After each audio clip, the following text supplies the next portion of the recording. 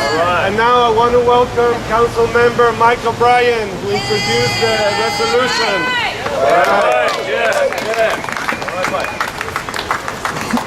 I've been at this long enough that I should know better than to ever follow the Raging Grannies. But thank you all so much. Thanks everyone for being here. Really excited about today. We have an opportunity to talk about oil trains and the impacts they have in our city. So today, in a few minutes at the Planning, Land Use and Sustainability Committee, we'll have our first discussion on this resolution. I want to walk through really quickly what the resolution as it's currently drafted calls for. First, it calls on the state to demand we know what is in these oil trains, require disclosure. Second, it calls on the federal government to demand better safety standards on these trains and cars that have been blowing up in communities around North America already. Third, it calls on city departments to be prepared in case a disaster strikes, asking our fire department and emergency preparedness folks to come up with specific plans. Fourth, calls on Burlington Northern, the train company, to really be thoughtful and work with us in protecting our safety. Specifically, these trains go through a tunnel right underneath us downtown. We need to understand the impacts of what could happen if a tragedy were to happen in that tunnel. Also, those trains go by our stadiums, which can be filled with 60 or 70,000 people. What is the implications of these highly explosive trains going by these population centers where a lot of people can be congregated? And we're asking them to not run trains by those stadiums when events are going on. Finally, I just want to say, we've seen the disasters that have happened in other communities, unfortunately. You know, the vaporization of the town in Quebec and the death of dozens of folks. We don't need to wait for a disaster to happen in our city to take action. We can take action in front. And beyond just the public safety issues, which are critically important, the climate issues are equally important. You know, whether these trains explode in our city or move on somewhere else where the carbon reaches the atmosphere, we are facing crisis levels in our atmosphere, and we can do something. And so I'm excited that Seattle has the opportunity to join Spokane and Bellingham to work with the state and other communities around Washington State to be leaders in oil trains and climate solutions.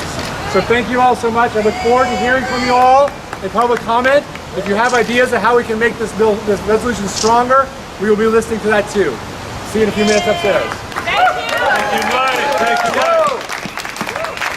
Thank you, Council Member Mike O'Brien.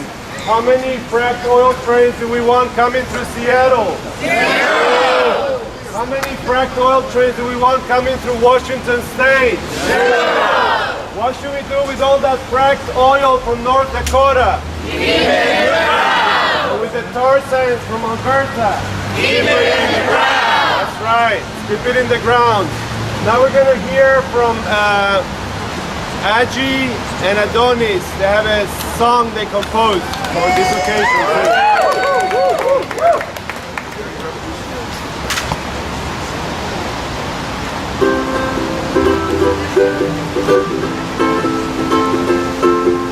Please don't send exploding trains to our cities. We don't think that people dying is pretty. So let us be not the first but the many to tell you how we feel. We're sick of you running, sick of you game. You put lots and lots of people and lots of pain. You put the lives on the line for your profit, that's a crime, and we don't think that that's fair. Please don't send exploding trains to our cities. We don't think that people dying is pretty. Think about the future generations, think about the lives they live. Think about our children's children's children's children's children's children. Think about the future generations, think about the lives they live. Think about our children's children's children. What to them do you give?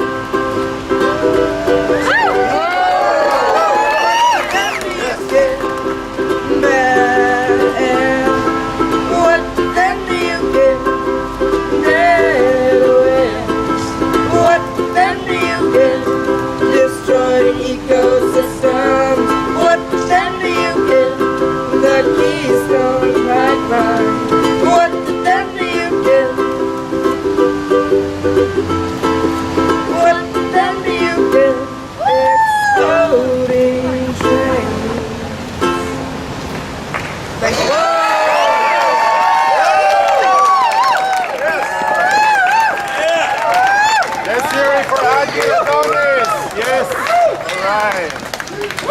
Awesome. They gotta testify for singing that song. That was great. Matt Crow. Oh, here. We're going to hear from Matt Crow with Forest Ethics about what's happening on the state level, the oil train issue. My name's Matt Krogh. I came down from Bellingham today on the Amtrak, which I'm happy to say was not delayed by any coal trains or any oil trains. And we can't say the same for wheat trains and Amtrak across Canada and across the northern part of the US. But trains are important, and what the City of Seattle is doing here today is important. Joining Bellingham and joining Spokane and asking for critical safety components to understand what's actually at risk, what risk we are being subjected to by these oil trains. Every day in America, on average, a train derails. Over the last 6 years, we've seen a 40-fold increase in crude by rail being transported in America. That means for the last year, we've seen 1 to 2 derailments every month with explosions and spills of crude coming from the Bakken field and coming from Alberta. That's a real problem. It impacts our communities, and we deserve to know what's in these trains. What this oil is going into cars that are substandard. Just about 80% of the cars used to transport crude in America are old and outdated and prone to corroding.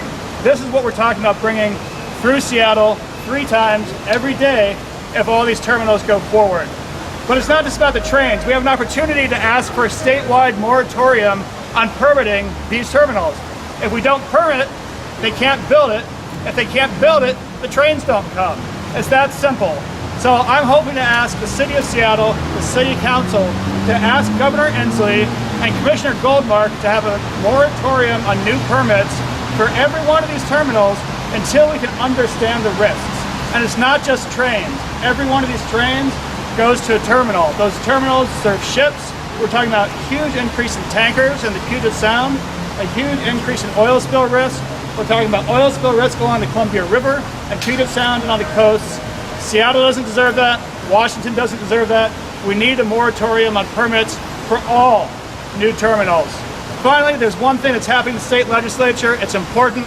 The Oil Transportation Safety Act will help make sure that all of Washington and all of our communities know what's really at risk, that we're notified of what kind of explosive or sinking crudes are in these cars. So we can support Representative Jessen Farrell today in the legislature, call up and support her Oil Transportation Safety Act. So if we don't permit it, they won't build it, and if we don't build it, they won't come. Thank you.